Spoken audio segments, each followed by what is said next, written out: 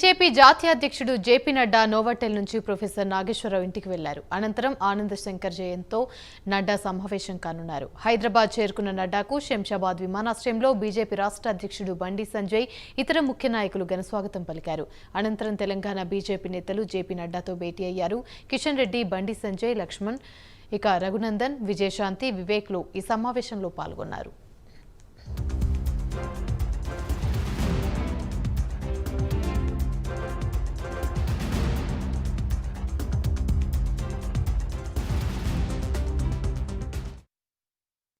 సాయంత్రం నాగర్ కర్నూలు జిల్లా కేంద్రంలోని జెడ్పీ మైదానంలో బీజేపీ నవసంకల్ప సభలో జేపీ నడ్డా పాల్గొననున్నారు. ఆయనతో పాటుగా కేంద్ర మంత్రులు, రాష్ట్ర నాయకత్వ సభ్యులు కూడా హాజరు కానున్నారు.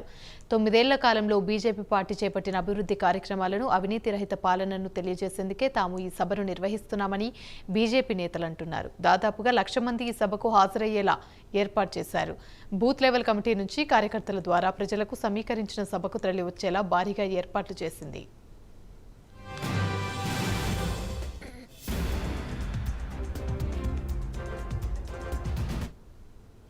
రైట్గా ఇదే అంశానికి సంబంధించి మరిన్ని వివరాలు మా ప్రతినిధి శ్రీధర్ అందిస్తారు. శ్రీధర్, చెప్పండి, బీజేపీ జాతీయ అధ్యక్షుడు జేపీ నడ్డా నోవాటెల్ నుంచి ప్రొఫెసర్ నాగేశ్వరరావు ఇంటికి వెళ్ళినట్టుగా తెలుస్తుంది. దీనికి సంబంధించి పూర్తి అప్డేట్స్ ఏంటి?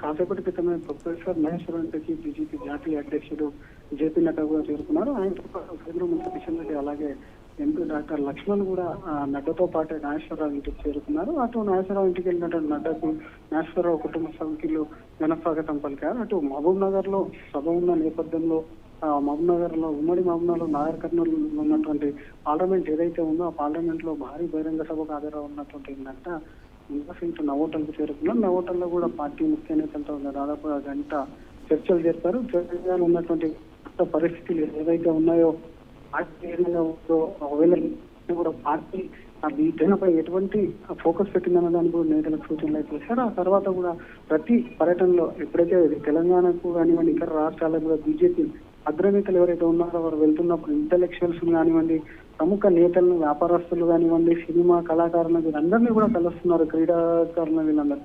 ఇందులో భాగంగానే ప్రొఫెసర్ నాగేశ్వరరావు కూడా అనాలిసిస్ ద్వారా అనేక మందిని కూడా ఇన్ఫ్లుయెన్స్ చేస్తారు. కాబట్టి ప్రొఫెసర్ నాగేశ్వరరావును, అలాగే పద్మశ్రీ అవార్డు గ్రహీత అయినటువంటి జయంత్ను కూడా కలుస్తున్నారు.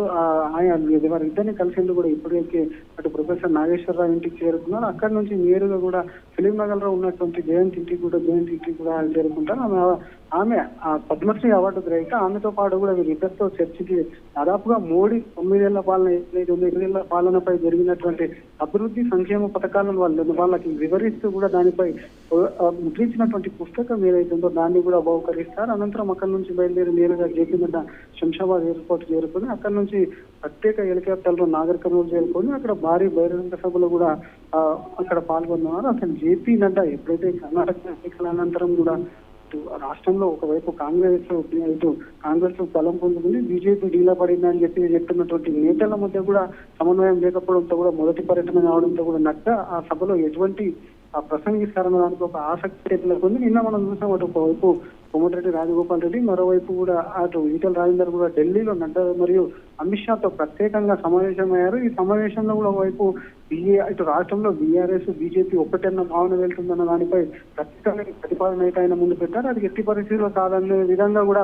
గతంలో నేరుగా బీజేపీ నేతలు ఎవరు వచ్చినా సరే బీఆర్ఎస్ పై నేరుగా అటాక్ చేసింది. కాంగ్రెస్ ఎక్కడ కూడా పరిగణలో తీసుకోరు. కానీ కర్ణాటక ఎన్నికల ఫలితాలు ఎప్పుడైతే అయినా ఎన్నికల ఫలితాల అనంతరం కాంగ్రెస్ కు క్రమంగా కూడా ఒకవైపు బీజేపీ కూడా స్టంట్ కూడా మార్చిందని చెప్పాలి. ఒకవైపు ఆ కాంగ్రెస్ గ్రాఫ్ పెరుగుతుంది, ప్రజల్లో బీజేపీ బీఆర్ఎస్ ఒకటనే భావన పోతుంది. కాబట్టి ఖచ్చితంగా కూడా కాంగ్రెస్ మీద అటాక్ మొదలు పెట్టారు. కాసేపటి బండి సంజయ్ కూడా మాట్లాడుతూ ఒక పక్క కాంగ్రెస్ అనేది కూడా కేసీఆర్ కొంతమంది అలా పెంచి పోషిస్తున్నారంటూ అటాక్ చేశారు. మరోపక్క అధికార బీఆర్ఎస్ పైన కూడా ఇంతకు ముందు మాట్లాడినాక చెప్పుకున్నట్టు అగ్రనేతలు ఎవరైతే ఉన్నారో గతంలో మాట్లాడారు. ఈ మధ్య కేటీఆర్ మనం చూసాం, మొన్న ఢిల్లీ పర్యటనలో బిజీ ఉన్నారు. కొంతమంది కేంద్ర మంత్రులను కూడా కలిసారు తన పర్యటనలో భాగంగా. ఈ పర్యటన ఏదైతే ఉందో కేటీఆర్ సంబంధించి రాష్ట్రంలో బీఆర్ఎస్ ఒకవైపు బీజేపీ ఒకటే అన్న భావన వెళ్తుందన్న దాన్ని కూడా నిన్న ఈటెల రాజేందర్ కానివ్వండి, రాజగోపాల్ రెడ్డి కానివ్వండి అగ్రనేతల దృష్టికి అయితే తీసుకెళ్లారు. దీనిపైన కూడా చర్చిస్తామని చెప్పినటువంటి అగ్రనాయకత్వం కూడా మరి ఈ రోజు ఇక్కడ నవోటలో ఏర్పాటు చేసినటువంటి ముఖ్య నాయకుల సమావేశంలో కూడా ఇదే అంశాన్ని పరిగణలోకి తీసుకొని కాస్త చర్చ అయితే జరిగినట్టయితే సమాచారం. మరి మహబూబ్ నగర్ లో నడ్డా ఏం మాట్లాడతారన్న దాన్ని అసలు కార్యకర్తలను ఉద్దేశించి కర్ణాటక ఎన్నికల ఫలితానంతరం వీలపడినటువంటి కార్యకర్తలు కొత్త ఉత్తేజంతో ముందుకు తీసుకెళ్లారు. ఖచ్చితంగా ఈసారి మాత్రం ఒకవైపు కాంగ్రెస్ పై అటాక్ చేయడం కాకుండా బీఆర్ఎస్ పై తీవ్ర విమర్శలు చేస్తారా, లేకపోతే కేవలం కాంగ్రెస్ పైన విమర్శలు చేస్తారా అన్న దానిపై కూడా ఒక సందిగ్ధత అయితే నెలకొంది. పక్కా ఒకవేళ నిజంగానే ఒకవైపు బీఆర్ఎస్ కాంగ్రెస్ రెండింటి మీద అటాక్ చేస్తే మాత్రం అటు నిన్న జరిగినటువంటి ఈటెల రాజగోపాల్ రెడ్డి ఏదైతే ఉందో వాళ్ళ భేటీ చెప్పినటువంటి మాటలు కూడా సక్సెస్ అయినాయి అని కూడా చెప్పుకోవచ్చు. కాబట్టి నడ్డా పర్యటనకు సంబంధించి ఓవరాల్ గా చూస్తే ఒకవైపు తెలంగాణ రాజకీయాల్లో కానీ బీజేపీ కార్యకర్తలు కానీ ఒక కొత్త ఒరవడి అని చెప్పవచ్చు. ఎందుకంటే ఇప్పటికే ఎప్పుడైతే రాజకీయ సమీకరణాలు కర్ణాటకలో ఫలితాల అనంతరం కూడా తెలంగాణలో చాలా మార్పు జరిగింది. కాబట్టి నడ్డా సభతో మరోసారి బీజేపీ ఎన్నికలకు సిద్ధమైందని చెప్పొచ్చు. మరోపక్క కాంగ్రెస్ బీఆర్ఎస్ మీద అటాక్ కూడా మొదలుపెట్టే అవకాశం అయితే కనిపిస్తుందని చెప్పొచ్చు. రైట్, అయితే ఎంతమంది ఈ సభకు పాల్గొనే అవకాశం ఉంది శ్రీధర్? యాని ఇప్పటికే దాదాపుగా గతం వారం ఉన్నటువంటి అమిత్ షా ఖమ్మంలో సభ ఏదైతే ఉందో అమిత్ షా సభ రద్దయిన నేపథ్యంలో అక్కడ భారీ బహిరంగ సభ రద్దయింది. కాబట్టి కేవలం ఇది నాగర్ కర్నూలు పార్లమెంట్ కి సంబంధించిన సభ అయినప్పటికీ కూడా ఖచ్చితంగా కూడా 1,00,000 మందితో సభ నిర్వహించి తీరుతామని చెప్పి గత వారం రోజుల నుంచి ఈ సభ ఏర్పాట్లు కూడా భారీగానే బీజేపీ నాయకత్వం చేస్తుందని చెప్పాలి. ఖచ్చితంగా కేవలం ఆ పార్లమెంట్ పరిధిలో ఉన్నటువంటి కాన్స్టిట్యున్సీస్ ఏవైతే అసెంబ్లీ నియోజకవర్గాలు భారీ ఎత్తున జనాసమీకరణ చేసి మాత్రం ఖచ్చితంగా 1,00,000కు తక్కువ కాకుండా జరిగేటువంటి జెడ్పీ స్కూల్ గ్రౌండ్ ఏదైతే ఉందో ఖచ్చితంగా కూడా దాదాపుగా అది ఒక 30 నుంచి 40 వేల మంది పట్టే కెపాసిటీ గ్రౌండ్ గా అప్పుడు అదే కాకుండా గ్రౌండ్ ని కూడా బయట నుంచి దాదాపుగా 1,00,000 మందిని కరుణించాలి. ఆ 1,00,000 మంది లక్ష్యంగా కూడా జేపీ నడ్డా భారీ బహిరంగ సక్సెస్ చేయాలనే యోచనలో కూడా బీజేపీ ఈ సభ అయితే ఏర్పాటు చేసింది. Right, thank you.